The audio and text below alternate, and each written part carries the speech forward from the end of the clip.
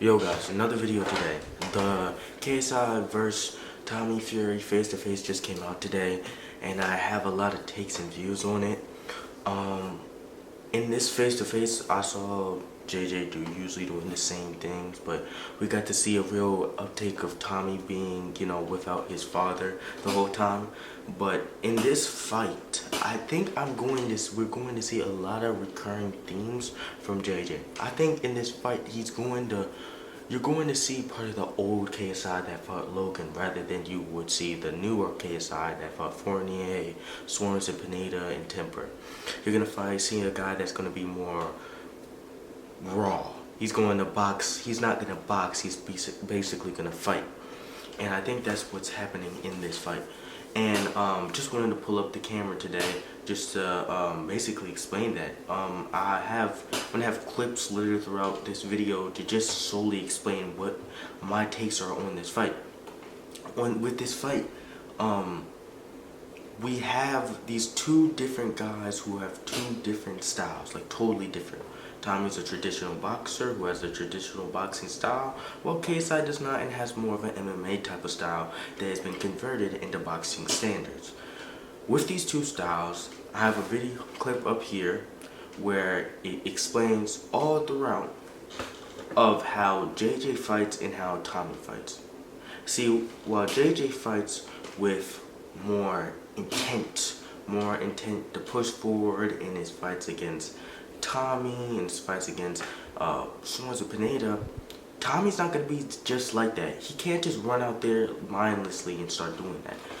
Tommy's a big guy. He's going to hit hard. And in this clip of Tommy,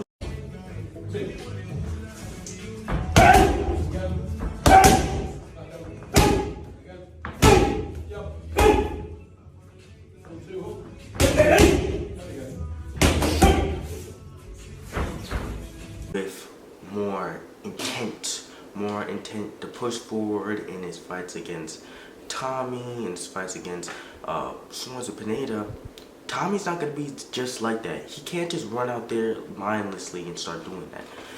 Tommy's a big guy. He's going to hit hard. And in this clip of Tommy, it explains why it's not going to be as easy. Remember, his brother is the heavyweight champion of the world, Tyson Fury.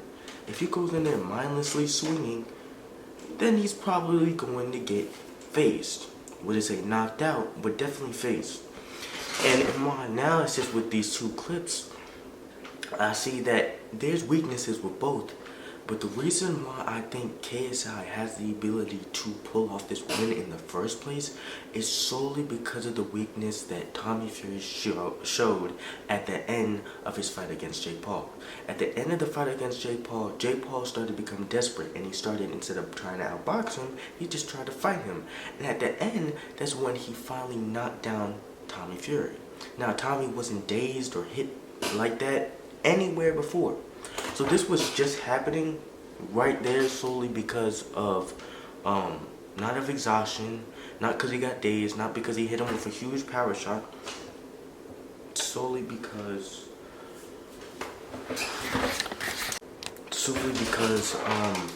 he tried fighting him, and Tommy couldn't understand that. That's why in this face-to-face, in this clip, he says that Tommy's training harder than he did for the Jake fight, because he knows that JJ knows about that weakness. And that was the whole reason why Jake wanted to rematch him. Jake didn't want to rematch him so quick because he didn't know what to do.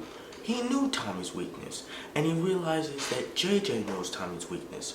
So now his whole goal is to get that rematch, or was his whole goal to get that rematch right after the Nate Diaz fight, but KSI snatched it. This is the whole point. That's why Jake has been on the interview with Aiden Ross while he was trying to interfere with the, with all the negotiations with the fight in the beginning, because he knew KSI knew how to beat him, because he knew how to beat him.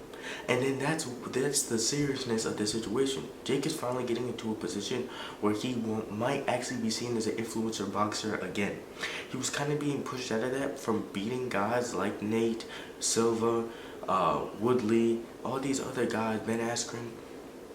But when he loses to Tommy and then JJ were to be able to beat him, JJ doesn't want to be looked at as a boxer. He's never had that. He's fine with being an influencer boxer, and that's the problem that Jake has. If JJ beats him, then that means JJ is an influencer boxer who beat the guy that he lost to. And see, this is the whole point of why this fight's so interesting. Because JJ's whole goal is not to beat Tommy and then retire. His whole goal is to create a rest period where he can finally go do the same thing he did after the Logan fight. After he beat Logan, he had a huge rest period, and then he was able to show himself as the top guy. His goal is to reenact that same period again. He's going to play a period where he can rest, train a little bit, and then be able to be looked at as the top. He always wants to be looked at as the top. He knows once he beats Jake Paul can still go and keep on progressing, and he's still going to get better. He knows that. He just wants to create a period where it's like, oh, he went and beat Jake Paul at this point in time, and if he were to consistently were to be training, he would still beat him by then. That's the whole point of this fight. It's a fight that JJ and Jake know how to win, but it was just who could get the negotiation faster, and that is exactly what we saw from KSI. KSI knew how to beat him, and in his face-to-face, he looks confident. I didn't see any nervous tendencies from him. A lot of people were saying he was nervous. No, I didn't, because the way that he carried himself, the way that they both carried themselves, I don't think both of them are nervous. But I think that JJ is not stupid for taking this fight. He's not taking it out of pure ego. He's not super egotistical. People say his ego's that big. His ego's only big for boxing. He's not really, doesn't have a big ego for anything else, to be honest. So the reason why we see him so passionate, or the reason why we see him with this inflated ego, is because he picks the fights that he knows are winnable. He knew Logan was winnable.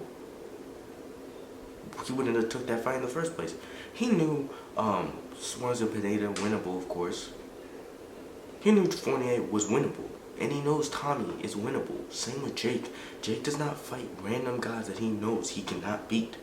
He knew he could beat Askren. Askren wasn't even a good striker in the first place. Got knocked out by Masvidal in the knee. And yeah, this is just my analysis on this fight. And it just explains everything, to be honest. This fight, its sole purpose is to create a rest period for KSI where he can be looked at as the top dog for a longer period until he has to fight Jake. And Jake knows that. But he knows during that period he's going to be looked at as worse than KSI. So people will want to fight KSI more than they want to fight him. And he'll lose money. He'll lose some part of fame. And he knows that. Jake's only thing has been boxing. JJ has Sideman, Misfits boxing, has all these different, or in Prime, has all these different, views, all these different businesses that he can do to keep himself famous. Jake only has boxing. If boxing is taken away from him, he's going to get angry. And that's the whole point of why I'm speaking right now, is because a lot of people were saying that this fight's super one-sided when it really isn't. When you truly look at it, I believe that JJ knows what he's doing. I believe that Jake knows what he's doing. And I know that Jake realizes how to beat Tommy, but he messed up. He underestimated. He got too cocky, and then that's what led him to that. Now, JJ's going to come in, beat him, create that rest period, and then we're going to see Jake versus KSI happen later on. Jake was always the A side because he was always looked at as better. But now, if JJ were to beat Tommy, the guy that he lost to, then that would create a time period where JJ would be on top. And yeah, that's just my take on this fight. It's going to be an interesting fight. We're seeing more guys on the Prime card. In the past, one of my past videos, I already talked about, who I wanted on there. We have, we have Waleed versus Dean. I'm going to make a video about that, of course. Then we also have Tempo versus Chase. Also a good fight. I'll definitely make a analysis on that too. And then we also have, I think that's all. Is that it? Other than like KSI and Tommy and Logan and Dylan. yeah, those are like the main fights. And like I said, I'd like to see other fights. I'd like to see Nick versus Swarms. Have a fight that's has some kind of personal beef in some sort of way, has semi experienced people fighting each other. I like to see that. And yeah, that's just my take on this video. Hope you guys enjoyed.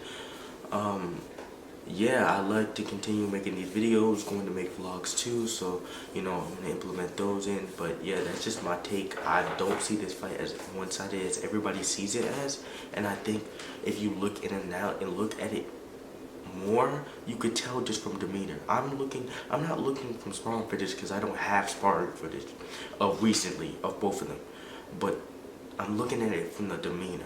And demeanor wise, JJ just doesn't look nervous.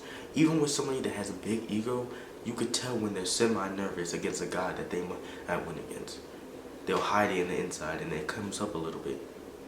You didn't see that from JJ. Alright, that's my video. And I'll see you guys in the next one.